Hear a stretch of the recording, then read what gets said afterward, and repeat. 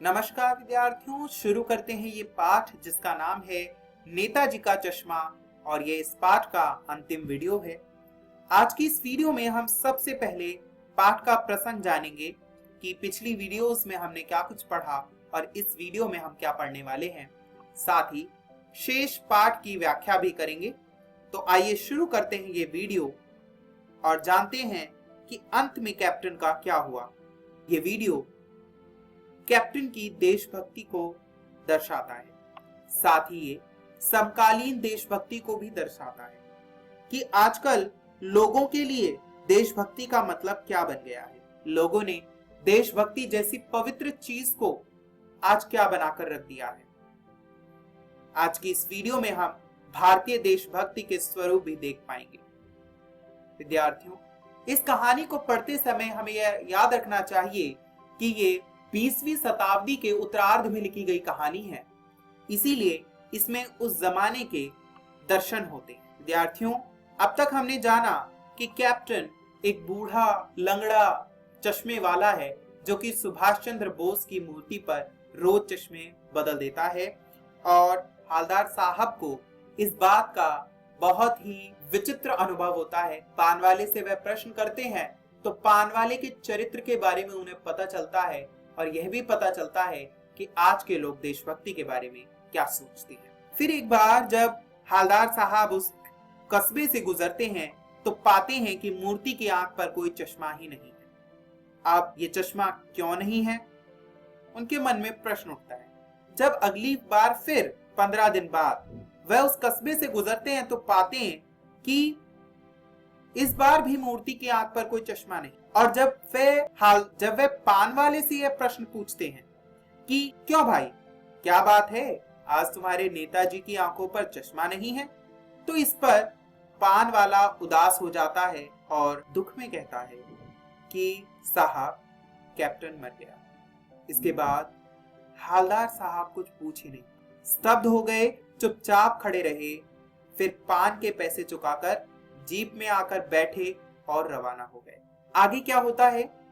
आगे यह होता है कि जो हवलदार साहब हैं वो बार बार सोचते हैं कि क्या होगा उस कौम का, क्या होगा उस देश का जिसके लिए घर गृहस्थी जवानी जिंदगी सब दे देने वालों पर भी लोग हंसते हैं।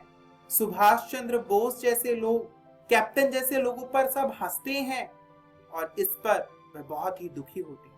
दुखी होकर जब वह 15 दिन बाद फिर उस कस्बे से गुजरते हैं तो कस्बे में घुसने से पहले ही उनके मन में ख्याल आता है कि जब वह कस्बे में जाएंगे और कस्बे की हृदय स्थली यानी मुख्य चौपाल पर पहुंचेंगे तो वहां पर सुभाष चंद्र बोस की प्रतिमा तो अवश्य होगी, किंतु उसकी आंखों पर कोई चश्मा नहीं होगा क्योंकि मास्टर उस चश्मे को बनाना भूल गया और उस चश्मे को पहनाने वाला कैप्टन अब मर गया है।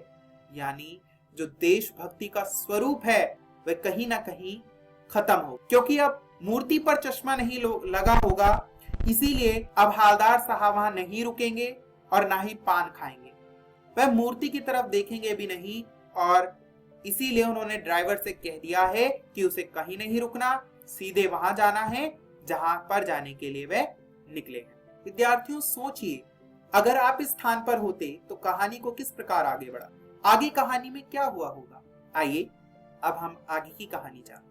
आगे की कहानी जानने से पहले यहाँ पर रुककर बात करते हैं कैप्टन की देशभक्ति की। विद्यार्थियों, आप सभी के मन में अपने देश के लिए कुछ ना कुछ करने की इच्छा हो, किंतु आज के समय में देशभक्ति जैसे पवित्र भाव को हेय दृष्टि से नहीं देखा जाता तो हास्य दृष्टि से देखा जाता है। कोई विशेष सम्मान नहीं दिया जाता। हालांकि देशभक्ति को आज एक राजनीति की चीज बनाकर रख दिया गया है। इसी पर व्यंग करता ये पाठ है जिसका नाम है नेताजी का चश्मा। किंतु लेखक ने यहाँ पर उदासीनता प्रकट नहीं की है। लेखक ने यहाँ पर एक आशावाद प्रकट किया है। कैसा आशावाद प्रकट किया है, कैसी आशा प्रकट की है, उसका वर्णन क्या है आगे के पाठ में आइए जानते हैं। क्योंकि आप तो जानते ही हैं, हवलदार साहब ने मना कर दिया था ड्राइवर को कि वह कहीं नहीं रुकेगा, किंतु हवलदार साहब की आदत थी कि वो चौराहे पर रुकेंगे और रुककर मूर्ति की तरफ देखेंगे तो अचानक उनकी नजर पड़ गई और जैसे ही नजर पड़ी वो जोर से चीखे और बोले, रोको। जीप स्पीड में थी। ड्राइवर ने जोर से ब्रेक मारी। रास्ता चलते लोग देखने लगे। जीप रुकते न रुकते हवलदार साहब जीप से कूदकर तेज तेज कदमों से मूर्ति की तरफ लपके और ठीक उसके सामने जाकर अटेंशन में खड़े हो गए। विद्यार्थियों, इस पैराग्राफ को आप देखिए। ये बिल्कुल उस दृश्य का हूबहू चित्र किया गया है। हूबहू उस दृश्य को चित्रित करने का प्रयास किया गया है। वास्तव में ऐसा होता है कि जब हम किसी चीज को देखकर आश्चर्यचकित हो जाते हैं तो अचानक से हम सारी चीजों को रोककर वहां पर जाते हैं और उसे गौर से घूरने लगते हैं। ठीक हवलदार साहब ने भी वैसा ही किया। और ऐसा क्यों किया? क्योंकि उन्होंने देखा कि मूर्ति की आंखों पर सरकंडे से बना हुआ छोटा सा चश्मा रखा हुआ था। और ये चश्मा वैसा था जैसे छोटे बच्चे नहीं बना लेते हैं खेलने के लिए। ये वैसा ही चश्मा था और चश्मे को देखकर हवलदार साहब की आंखों से आंसू गिरने लगे। हवलदार साहब की आंखें भर आईं। विद्यार्थियों, क्यों भर आई होंगी हवलदार साहब की आंखें?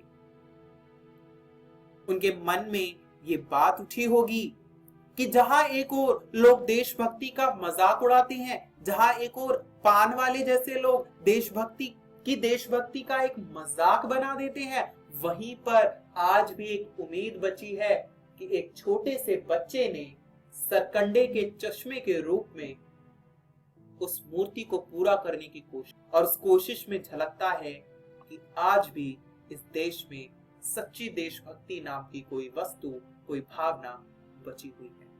और इसी के साथ ये बहुत ही सुंदर कहानी समाप्त होती है। कहानी के अंत में लेखक ने पाठकों को सोचने पर मजबूर कर दिया है और साथ ही इस ओर ध्यान केंद्रित किया है कि आज भी देशभक्ति इस दुनिया में बाकी है। विद्यार्थियों, आज की इस वीडियो में स्पष्ट है कि हमने सीखा कि कैप्टन की मृत्यु का हवलदार साहब पर क्या असर हुआ और हवलदार साहब की आंखें क्यों भर आई। इन सभी तथ्यों का वर्णन हम इस वीडियो में कर चुके हैं और मुझे आशा है कि जब आप इस पाठ को घर जाकर पढ़ेंगे तो आप इन प्रश्नों को हल कर पाएंगे। और घर जाकर जरूर ऐसा कीजिएगा, इस पाठ को पढ़िएगा कि इस कहानी में आपको कुछ नया हर बार मिलेगा। इसी के साथ इस वीडियो को देखने के लिए बहुत बहुत धन्यवाद।